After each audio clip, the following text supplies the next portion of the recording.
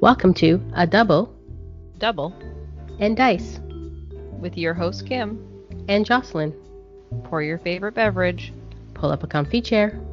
because we are ready to roll. Welcome to episode 125 of A Double and Dice, and we're back on the keyword train. Are we going to recruit some new keywords? We are going to recruit some new keywords because that's the keyword we're doing today. I thought I would try and slide that in. Recruit. We're going to recruit some keywords. We need to recruit some listeners as well. We need to recruit some feedback. Lots of things. We need to recruit some votes for our other segment, but we'll get there when we get there, right, Kim? You will get there when we get there. So we're going to do recruit today as we return to talking about Dice Masters keywords. And recruit reads, when a character die with the recruit keyword damages an opponent with combat damage, you may move a die that matches what is listed in the ability from your use pile, reserve pool, or prep area into the field zone on his level 1 character face. For example, it could match a character's name exactly, affiliation, energy type, or sidekick die type. A matching die in the reserve pool may be spun from an energy face to its level 1 character face to recruit. Interesting. That is a lot of words. That is a lot. So you could actually recruit something from your reserve pool. That's interesting. Or your use pile or your prep area. Well, those are usually given, but you don't usually hear much about it from the reserve pool. So I think recruit's a super cool keyword, but to make it happen, because it's, your opponent could just block, right? You have to do combat damage to your opponent, not to a character die, right? That's what it says. Recruit damages an opponent with combat damage. So the die would need to have overcrush, or there would need to be no blockers. Like there's things you have to do to enable recruit to happen.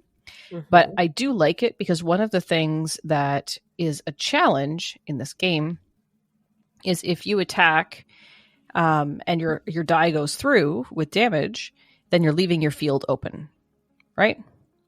So recruit brings a die in. So I go through with my card that we're going to talk about, and then something else comes out to protect me on your turn. It's a super cool concept.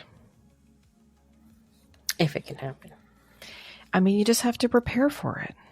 You just gotta get that one die that wipes the board. How many cards have recruit, Kim? Lucky number 13. Excellent. And how many sets? 3 if you include promo 4. Yeah, the promo I think was tied to Infinity Gauntlet or Secret Wars. Good question. I don't think it was Secret Wars because this promo. I think it was Infinity Gauntlet. Yeah, promos didn't come out for. Yeah, Secret that's Wars. Right. So anyway, we're going to start alphabetically because that's what we do here. Mm-hmm. What's the first one, Kim? Falcon from Secret Wars. Wings from Black Panther. 3-cost fist. This is an uncommon. Recruit a sidekick.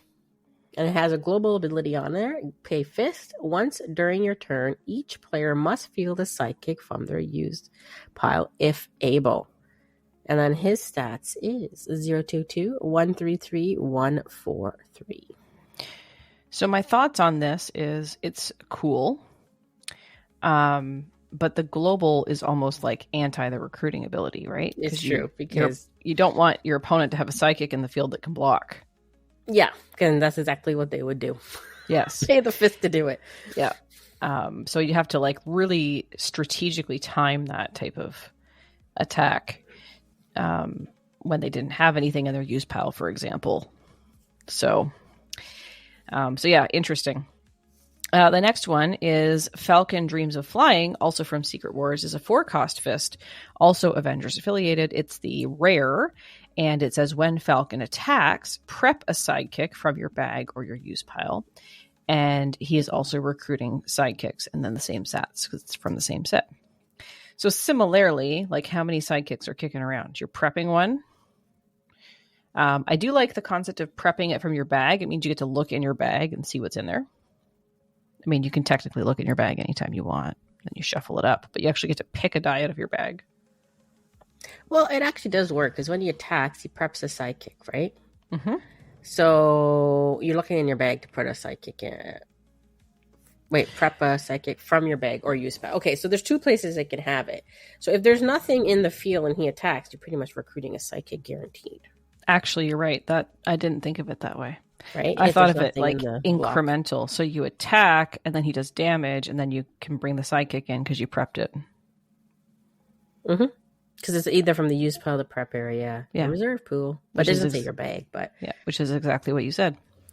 Yeah, that's smart. yeah, but then you have to make sure like nothing's in the field zone. But that one's a little bit more doable. Well, we can talk about some of the ways to enable recruit a little bit later. Okay. We got 13 cards to get through. I know. This one I'm going to have fun saying. Groot from Infinity Gauntlet. Quasi-dimensional superpositional engineer. 5 stars. 4 cost. Uncommon card. His Shield. recruit ability is Rocket Raccoon. He's a shield. Yep, he's a shield. His global is pay a shield. Choose an affiliation of a character die you have fielded this turn. Move a character die with that affiliation from your used pile to your bag. His stats are 012, 126, and 237. So he's recruiting his buddy. His buddy Rocket. Mm-hmm. Should we go through the Groots and then skip an alphabetical to... Oh, I guess there's no rockets with the recruit keyword, so never mind. Yeah, so that's pretty cool. I love that global. It's on the next one, too, which is Groot, Jolly Protector, same set, 5-cost shield, Guardians affiliation. Also recruiting Rocket Raccoon, also with the same stats. However, this one has an extra ability when it's on its burst phase, which is level 2 and level 3. While Groot is active, prevent the first point of combat damage to you from each attacking character die. So that's pretty cool. Mm-hmm. And that has the same global. So I think it's interesting here that the first sort of ones we've looked at have had very low attack stats, like 2, 3, 4, 1, 2, 3. Your opponent might be willing to take those stats. Yeah. Like just let something through. Yeah. Because there's not a lot of damage, right? Always more on the defensive side. Mm-hmm. So that is the Jolly Protector. Moving on, still in the Infinity Gauntlet set, Moon Knight, Imagining Help. No, Imaging Help. No, Imagining. Imagining. I don't know. 4-cost mask, no affiliation. It's an uncommon card, and he recruits the affiliation Infinity Watch. Yeah. His stats are 142, 153, 255. There's not a lot of Infinity Watch characters. I think they all came in Infinity Gauntlet, if I remember correctly. I believe so. But it's interesting because that would like sort of tie in. But if you were playing like a single affiliation tournament, you wouldn't be able to put Moon Knight on your team because he doesn't have the affiliation. No, he does not. So can't recruit himself. Nope, can't recruit himself.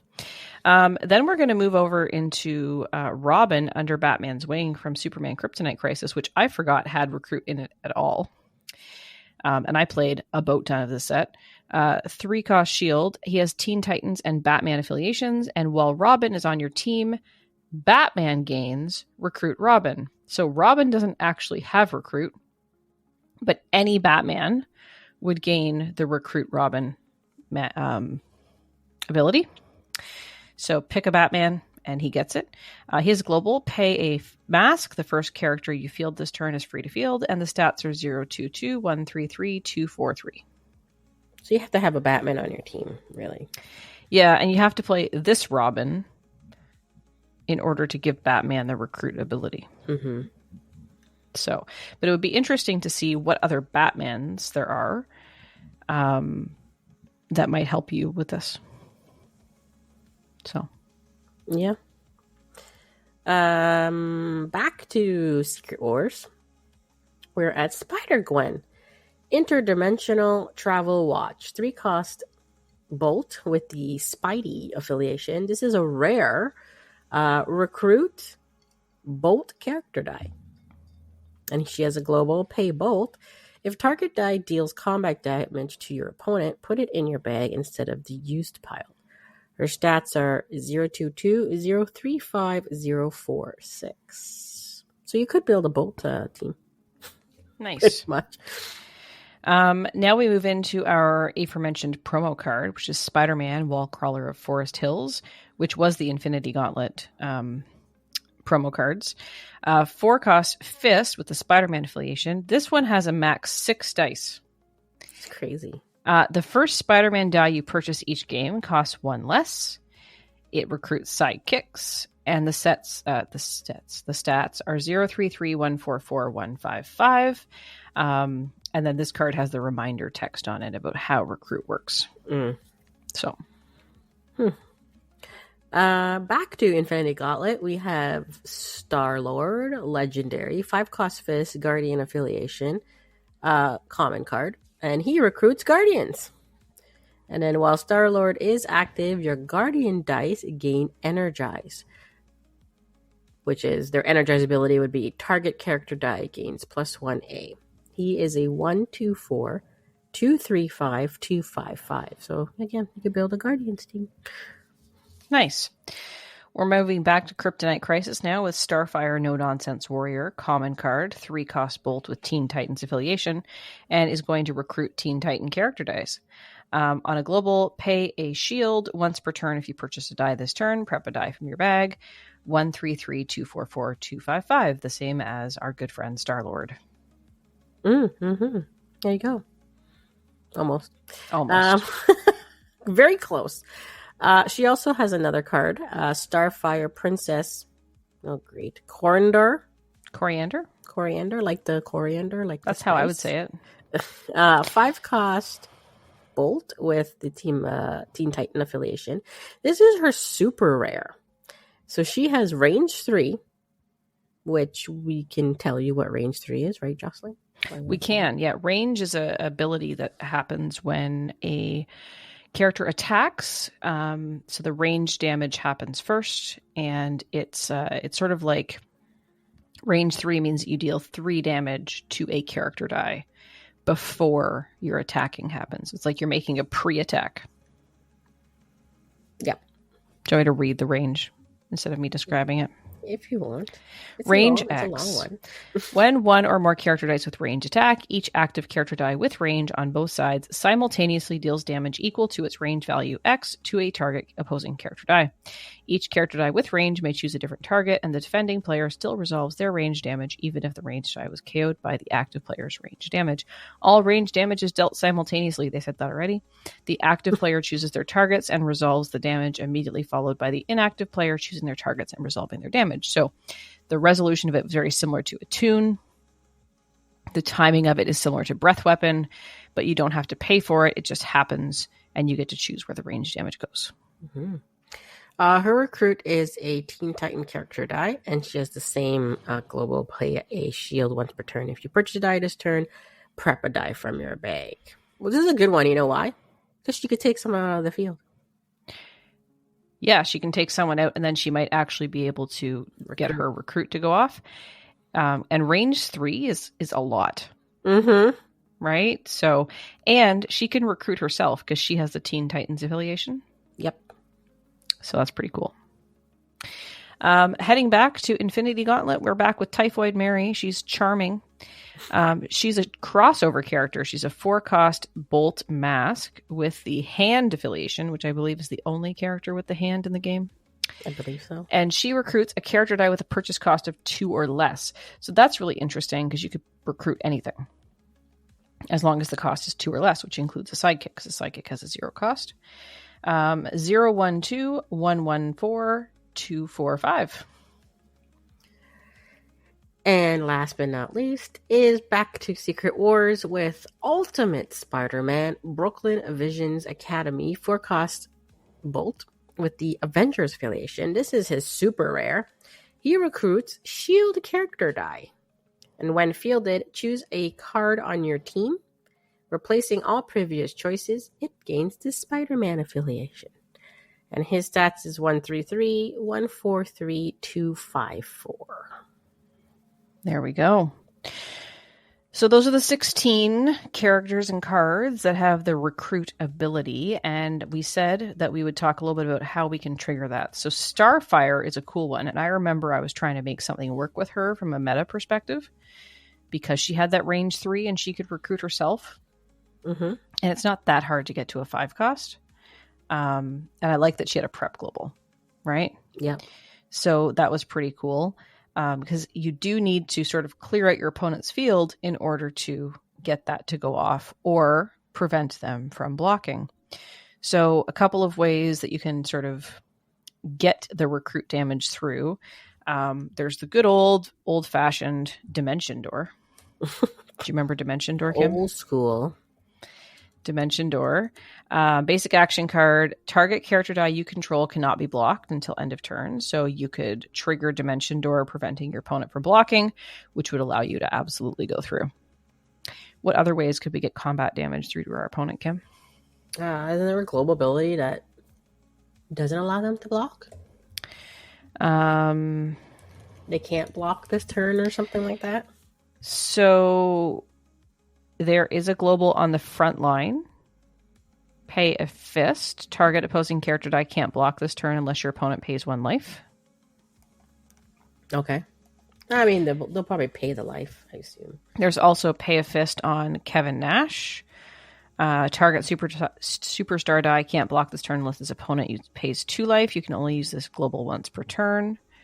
I want to say, was there like a Bobby Heenan or something that prevented? It's a character. Bobby.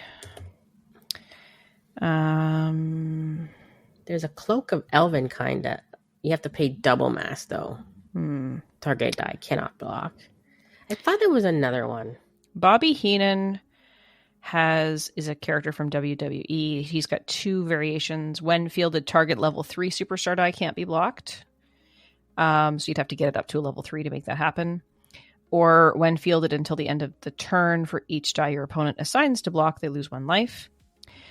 The other thing that you could do is remove the blockers, right? So the range damage would work for that. There's always Venerable Dreadnought for range damage. You could even intimidate them out. Intimidate would work, yeah. So what does intimidate read, Kim? Intimidate. Going up the alphabet here. Oh, there we go. When fielded, remove target opposing character die from the field zone until end of the turn. Place it next to your character cards during this turn as a reminder. So it just removes them they can't do anything, and then it comes back at the end of your turn, pretty much. There's quite a few intimidate characters out there. Very cheap ones, too. You could also give the character Overcrush.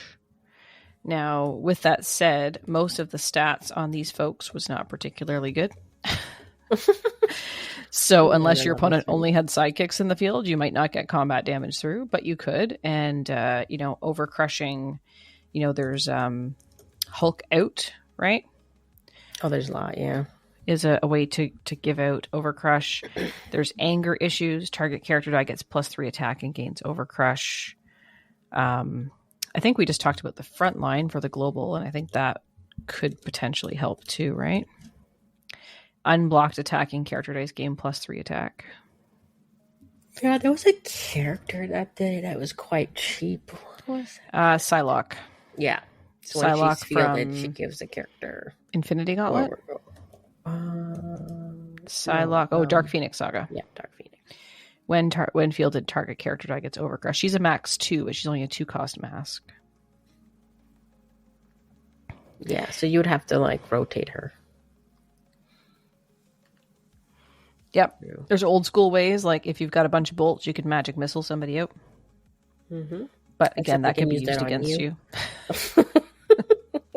Or buy it and use it against you. Yeah. There's lots of ways to remove your your stuff, but you'd have to have a plan on how to remove it. So yeah, it's a cool. What I like about it is that you have to be creative to pull it off. And there's probably faster and easier ways to win a Dice Masters game than through Recruit. But I do like the concept, because one of the things that I've always disliked about this game is that once your attacking character goes through, then, your field is empty. And that's why people try to do the whole swing for 20 in one turn, right? Yeah. Like with Orbital Strike. This prevents you from having to do that. Could you imagine just recruited a whole bunch of people and then you have to attack, right? Yeah, you have to deal damage from the combat damage. So let's look at, do you want to guess how many cards have the word Batman in the title? In the title? Like in the name? Because Robin gives the Batman's recruit, right? Each individual card? Like how many cards have Batman as the title? I'm going to go with 132. That's a lot. There's not that many. So when you type Batman into the search bar, we get 33 cards. However, that includes Batcave. So that's 30. We have to take that one out. 32. There was more Batman than that. It also gives you a Black Lantern, a Commissioner Gordon, a Robin, a Terry McGinnis, and a White Lantern. So 1, 2, 3, 4, 5. 33 minus 6. 27. Right? Yep. Our mathematicians are like, of course that's the right answer. Yeah. I need calculator to help me with that. So that's because it's late. So 27 Batman. If we sort this by cost, the lowest cost Batman is a 4 cost. Yeah.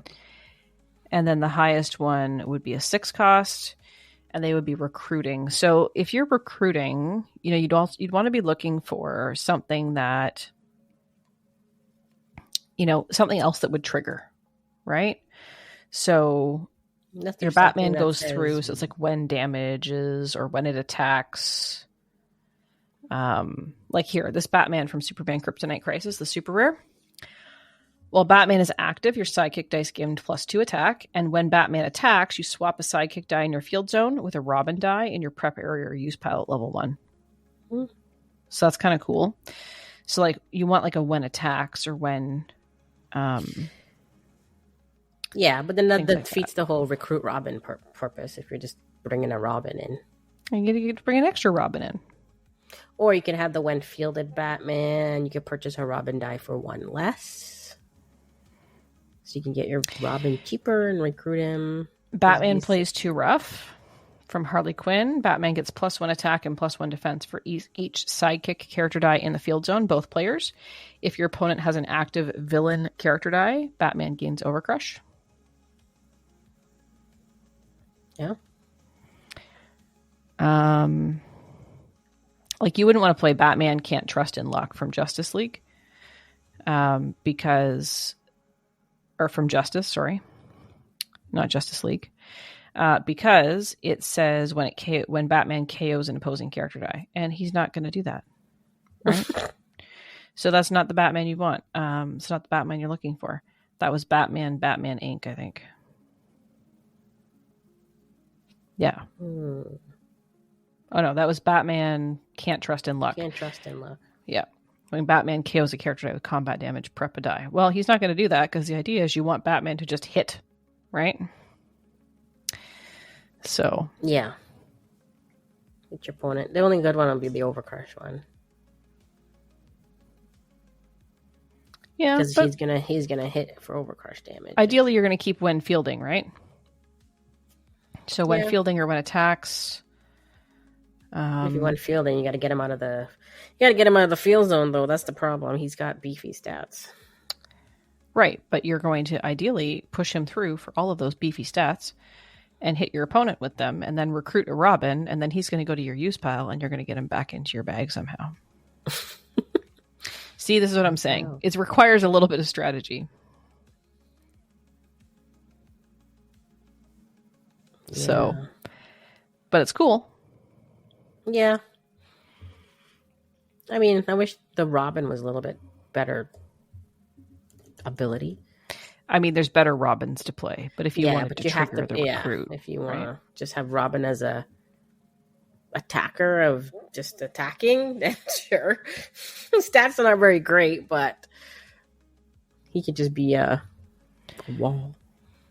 So we should look at the rockets as well, because Groot recruits rocket. Would you like to guess how many rockets there are? Okay, well, I guess so high with Batman. I'm going to go with 12. Okay, so if we're playing Price is Right rules, you'd be still fine, because that is less than the number. So it's 16 rocket raccoons. Oh, okay. Yeah, and then from a set perspective, Infinity Gauntlet, Kree Invasion, Guardians of the Galaxy, Civil War, and Age of Ultron. And he's all a Bolt character. Look at that. Yeah, Bolt's And all all Guardian affiliated. Yeah. So like if you were recruiting a rocket, like what could be cool there is when Rocket Raccoon attacks, he gets +1 attack and +1 defense for each other attacking Guardians die. That's For the Love of Battle from Kree Invasion. I mean, I'm the baddest might be good because when fielded, deal damage equal to Rocket Raccoon's A to target opposing character ties. So you can get rid of something and then pretty much recruit him again. But you're not, with recruit, you're not fielding. No, I mean like he clears the board. So then if you attack with Groot and it goes through for damage, you're recruiting another one, right? But you'd have to field it outside of recruit, because recruit is move a die, not field a die. True. So when you're recruiting, you're not going to trigger when fielded effects. Yeah, it depends on what you want to do with your rocket. Mm-hmm. When he's KO'd, deal his attack to target character die. That's rigging up destruction from Guardians. Or Half-World Habitat. When KO'd, Rocket Raccoon deals 1 damage to target opponent. That's a bit. Even when he's KO'd, deal his A to target character die. Yeah, so the ones that are beef him up and then like beef up only his like A, and then his defense is not very good. So 1-2-2, you'll probably most likely get KO'd. Mm-hmm. And then the ones in set with that Groot in Infinity Gauntlet, you've got I'm the Baddest, which you've talked about. You've got Make Like a Tree, which rushes for shields. So the rush and the recruit could potentially work together. And then the rare is And Grow Awaken. So when it rolls up, re-roll. When it rolls up, when it spins up, re-roll a die in your reserve pool. But I'd probably run the rush one. Yes, the chaotic rush.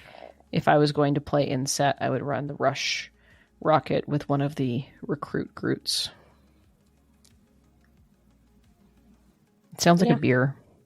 I'll have a pint of recruit Groot. Rocket Raccoon sounds like a beer. I feel like, let's see, like recruit Groot. What would it be? It would be something like hipstery, like a saison or something. Yeah. Could you imagine how they had a Groot beer? It tastes like tree, and Rocky Raccoon beer will taste like. So maybe it's an IPA. Well, he could be a cider. IPAs taste like trees.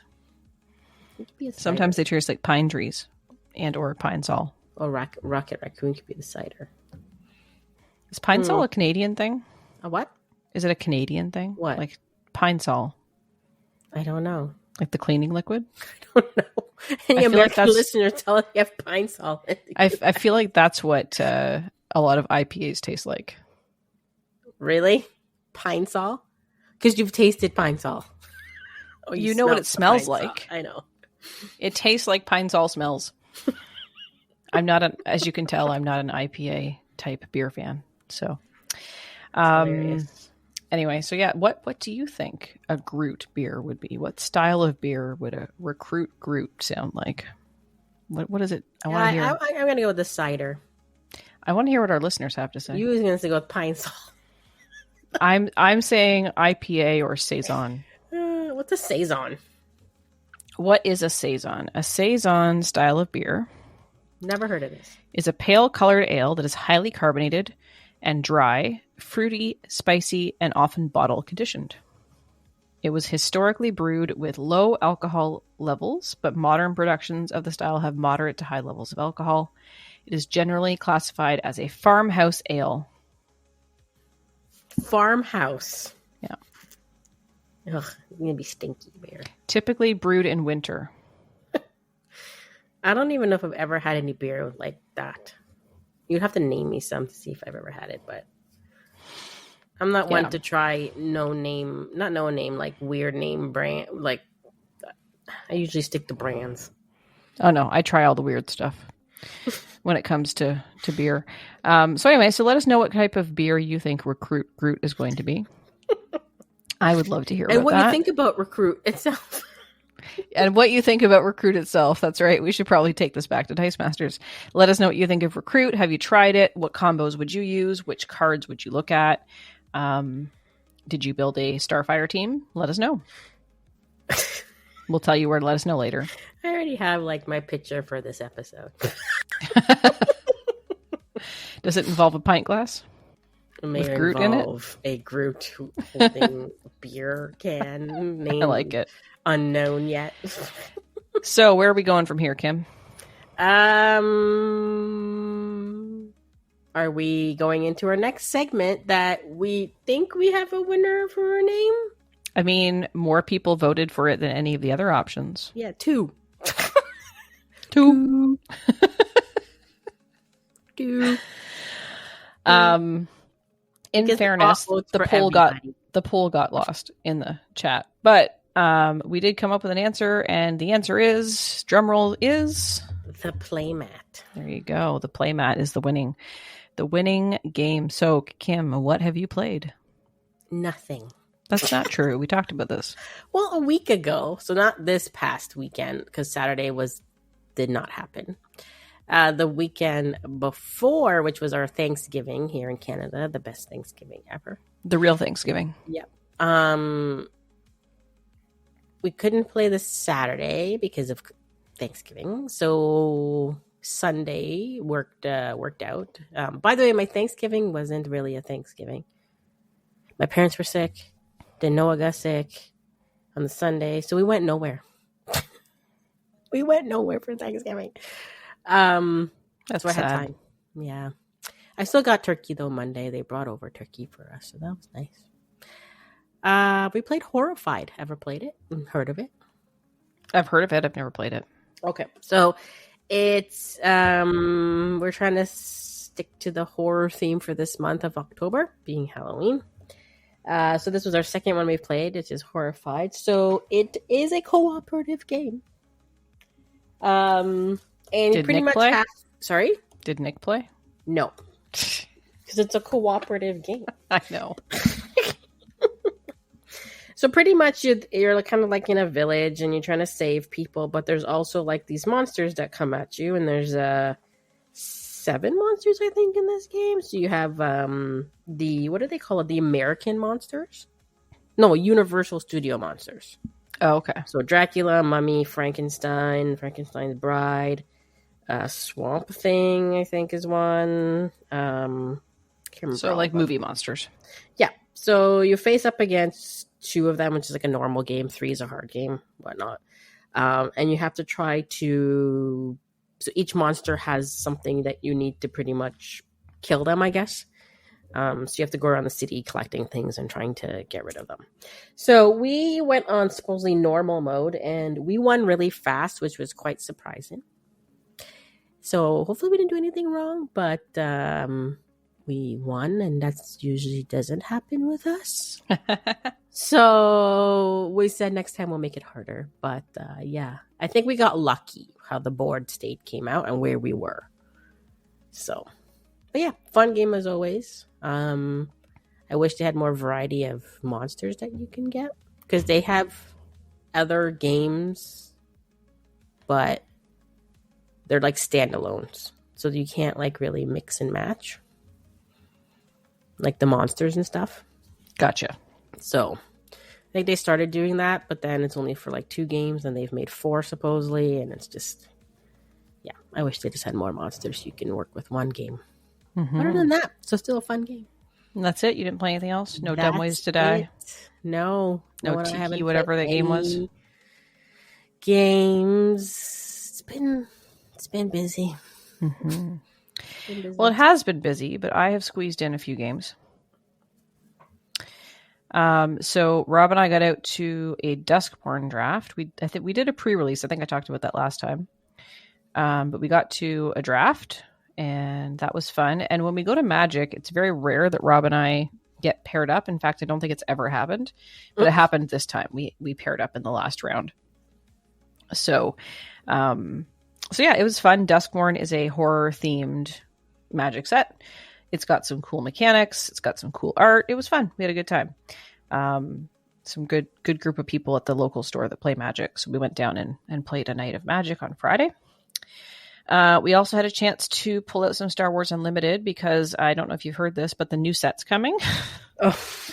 And Rob and I haven't played with the existing set. We played with the first set, and then Rob bought Star Wars second set, and we hadn't played with it really. And then I think we went to a draft back in the summer, maybe.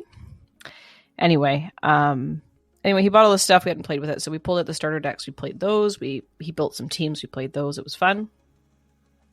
Obviously, I played some HeroClix. Surprise, surprise. So that's going on. We played Forgotten Waters. So Kim, you and Matt play every Saturday night. Yes. On Twitch and YouTube.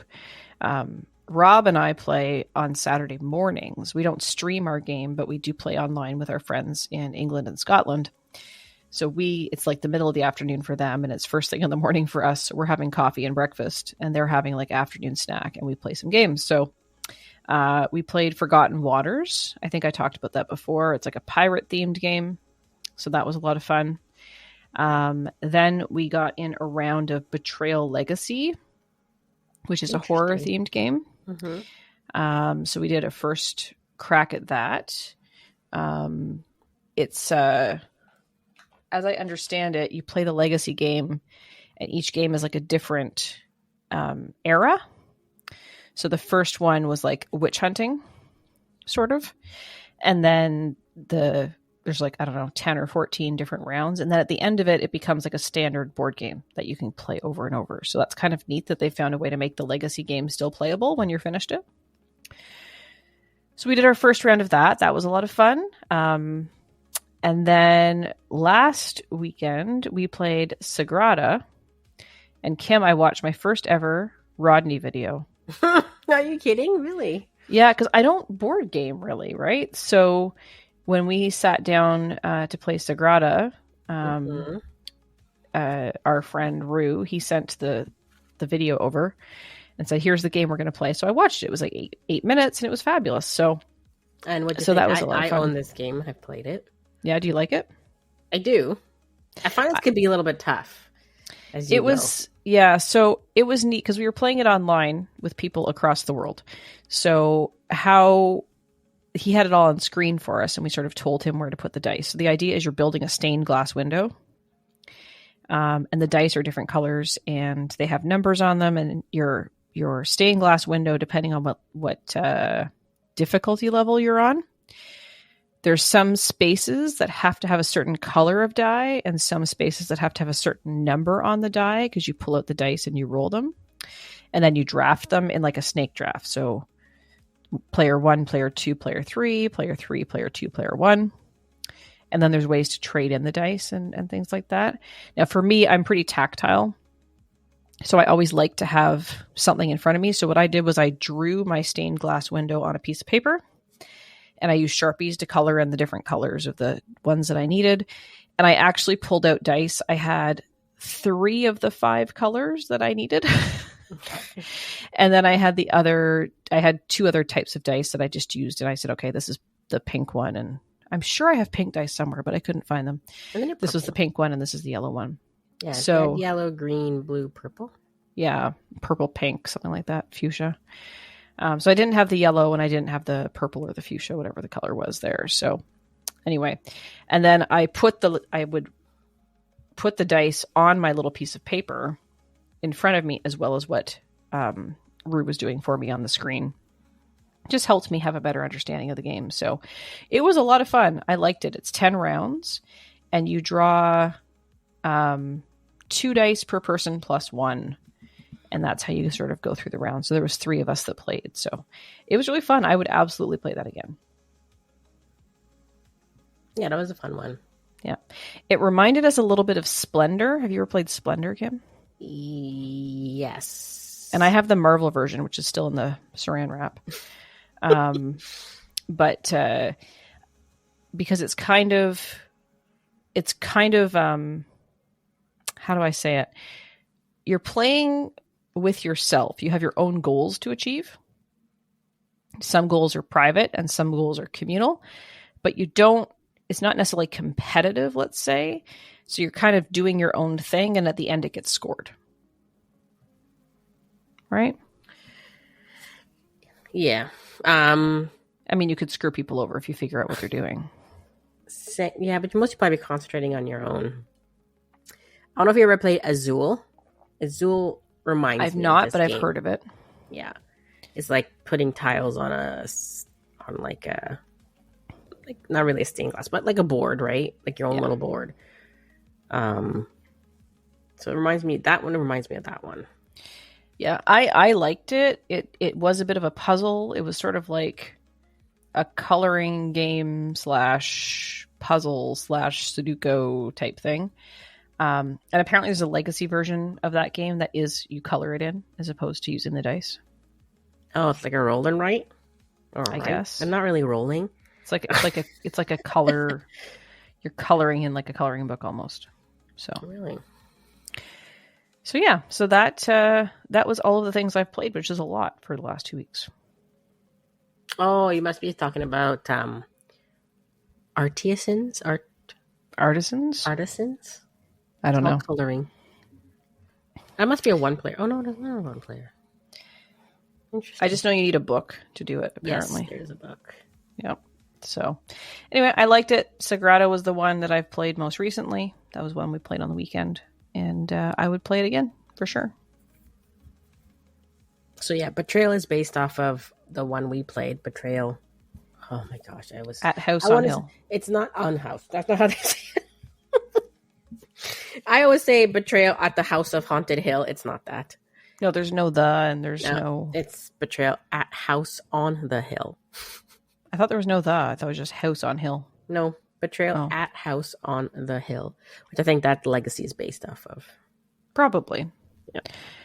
So, yeah, we have more games of Legacy coming to us. So yeah, if you enjoy Betrayal, you'll like Betrayal at House on the Hill.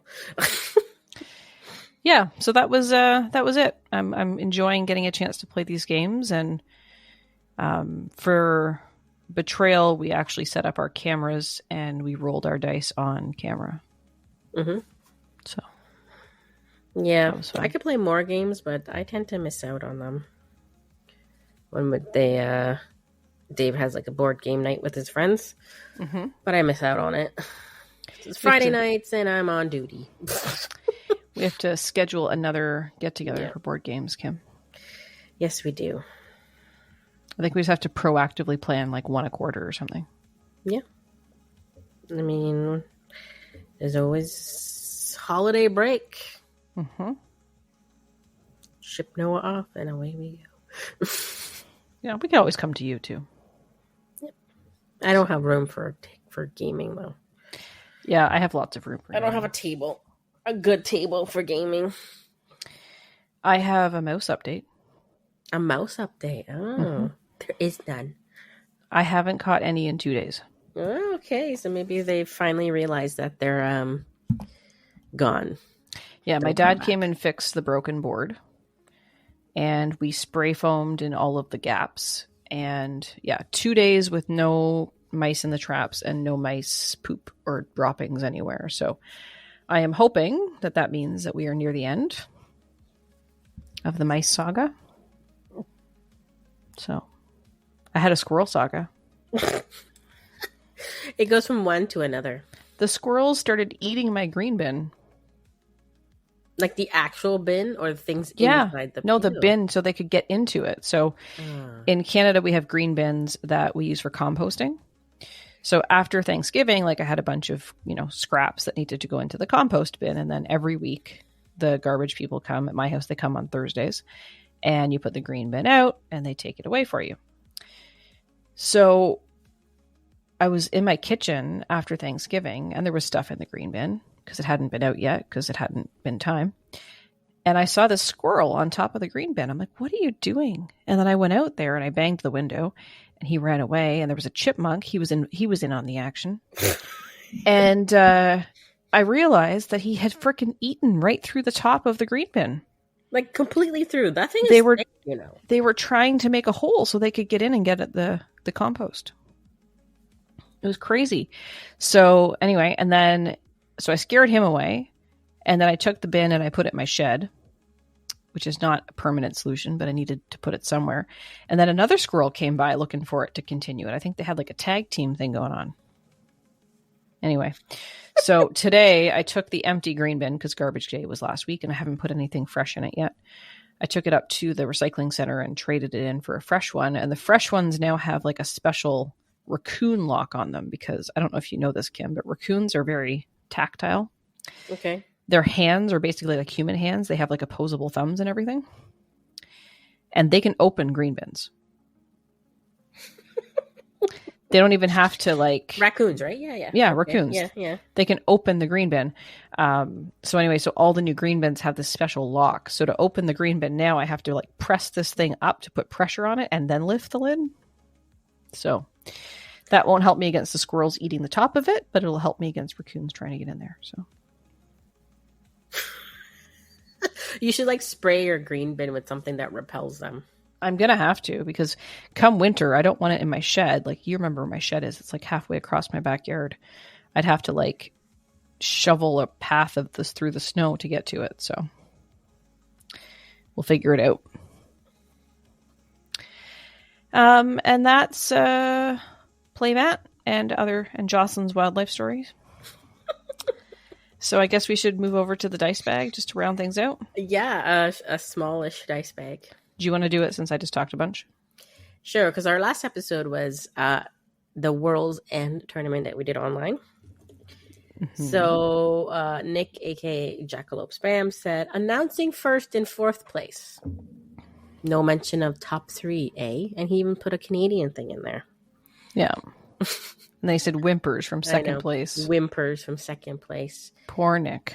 And then Comics Mike replies back to first loser Ricky Bobby. I don't know if I know what that means. Ricky Bobby is a reference to a movie with Will Ferrell. Okay. Talladega Nights, The Ballad of Ricky Bobby. See, I don't like Will Ferrell, so I probably never watched it. It's Will Ferrell, and it's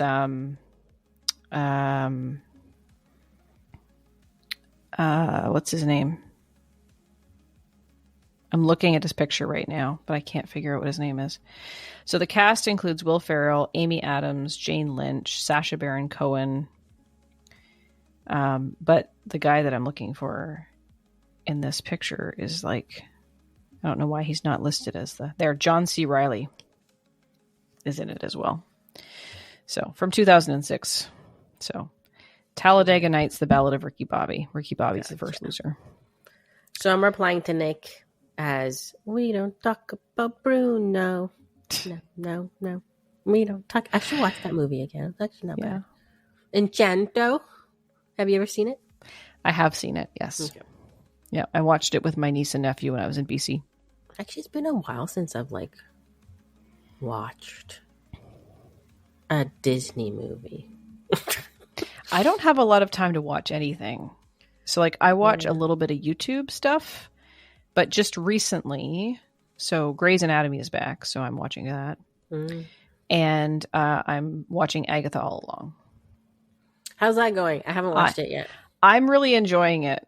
I didn't know what to expect because I hadn't watched any previews, which is the way I prefer to go into this stuff. Yeah. I knew it was going to involve Agatha. Mm-hmm. Well, surprise. Her name is in the show name. Shocking. But yeah, it's gone down an interesting rabbit hole, and I am quite engaged. So there's currently 5 episodes out on Disney Plus at the time of this recording. I think there'll be another one this week. And like everything on Disney Plus, it says it's like 40 some odd minutes, but there's like 10 minutes of credits at the end. So they're basically half-hour episodes, give or take. So it's not a huge commitment. What am I watching? I'm binge watching. Well, not really binge, but watching back Lost. Do you remember that show? Oh, yeah. I never watched Lost. Okay, so I'm rewatching Lost. Then I'm going to go back and rewatch The Walking Dead because I did get halfway, but I never finished it. I dropped out of Walking Dead, and I dropped out of it before Rob did. I just don't, it was good, and then it was not good, and anyway, so. So I feel like, I don't know, I should go back and we'll see. Have you guys watched the new Rings of Power? No. The Lord of the Rings one? Okay. No. I'm not a huge Lord of the Rings fan. That's on season 2 now. But yeah, me too. Other than that, not much. I've been trying to do some reading. No, that's definitely not my alley. I've just finished reading all the Bridgerton books. Did I ask you this question before if they actually match the show? Or they're completely different? I don't think you asked me because I don't think I told you I was reading them until right now. Oh, okay. I thought you said you had them, but... Well, I think I might have mentioned that I was going to start reading them because someone recommended them to me. So what I found interesting about the Bridgerton books, and I don't think this is like a spoiler, but the whole like Queen Charlotte stuff, that doesn't happen in the Bridgerton books. So it's a side story. Yeah, it's all like everything about like there's a little bit of Lady Danbury in it, like a tiny, tiny, tiny minuscule part. And the king and queen don't really ever get mentioned. So I think there's a separate series about that, which I haven't read yet. But there is all of the books. And then there's prequels to the Bridgerton books. I've read through those.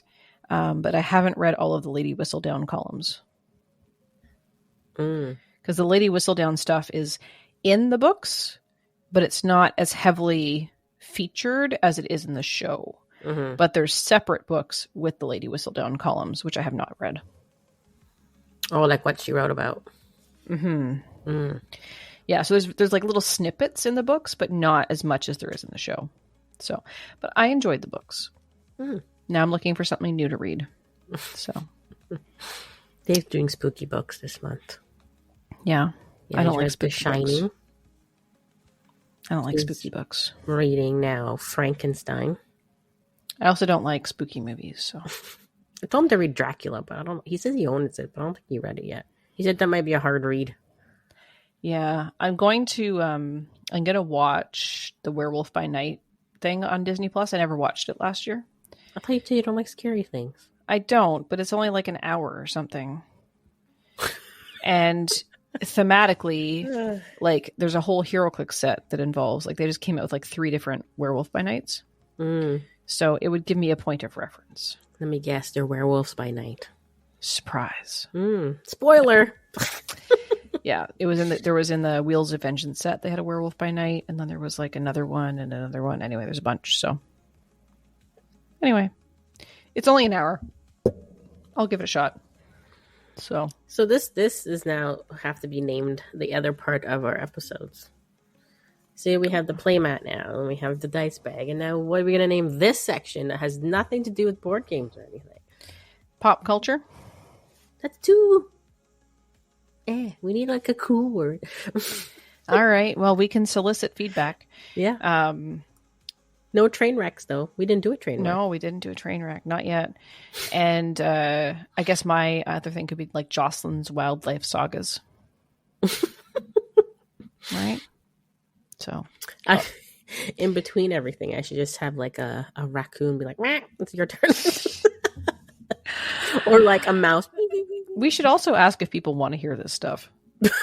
right? Like we're talking about it. We're interested, but maybe people don't care about my wildlife sagas, and maybe people don't want to hear about what TV shows we're watching and what books we're reading and things like that. So, no, definitely not me reading book. But yeah, but whatever. So let us know what you want to hear talking about this stuff when we're chatting about this stuff. And if you have some suggestions of what we call that segment, we're open for that too. So I think that's all we've got for now, Kim. Is there anything else? Did you want to talk about the Dice Throne tournament? Yes. I don't even know where that's sitting at. I almost forgot. I just send a reminder. So if you own Dice Throne, or you don't have to own Dice Throne, as we do have a print and play that you can do and use your own dice, is starting up November 4th. So you have to have 3 characters, and it's a bring 3 band 1. All the details are on our website, which I'll also include in our show notes. And yeah, if you have not signed up and you want to play, please do just sign up before the 4th. And I think the teams that, well, not your teams, but your characters or whatnot you bring, is due like a couple days before. So cool. And you'll have time to do that still after this episode comes out. Yeah. So thanks for the reminder, because I'm going to have to push it again. Remind people Kim's going to go push it. Push it real Push the button. Go. All right. So on that note, let us know what you thought about all of the things we talked about today, including Recruit and Recruit Groot, and what type of beer Recruit Groot would be, and what we should call the other pop culture type segment. And if you agree with the playmat, and do you want to continue to hear about Jocelyn's sagas with the wildlife, and anything else that you'd like to hear, or anything else you'd like to share with us, we would love to hear from you. And you can tell us in all of the usual places, which include joining our Discord channel, dmNorthTV, and going into the A Double Double and Dice podcast convo section. You can find us on Discord by adding us, like Nick does sometimes, at JoStitch, JOCE Stitch, and at SuperK. You can send us an old-fashioned email at tripledpodcast@dm-north.com. You can go to our website, dm-north.com, and leave a comment on our episode post. No one's done that in a very long time. Just putting that out there. You can find Kim and Matt on youtube.com/dmNorthTV and twitch.tv/dmNorthTV on most Saturday nights, playing board games. And you can find us on all the socials, which include Facebook, Instagram, TikTok, X, Threads, anything else that's out there from a social media perspective. So until next time, on A Double Double and Dice and stuff. And other.